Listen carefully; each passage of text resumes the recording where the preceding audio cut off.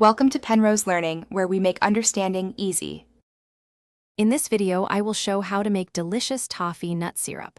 First, let's gather our ingredients. You'll need 1 cup of granulated sugar, 1 cup of water, and about 1/4 cup of chopped nuts, like almonds or pecans. Also, have a heavy-bottomed saucepan and a whisk ready. Accurate measurements are key for a perfect syrup, so take your time with each ingredient.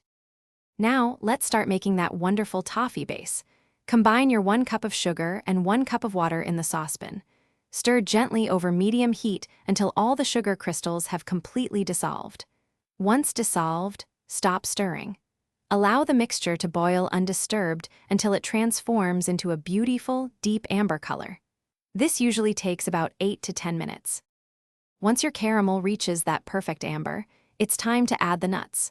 Carefully pour in your 1/4 cup of chopped nuts. Stir quickly to ensure every piece is coated in the warm, sticky toffee. Immediately remove the pan from the heat.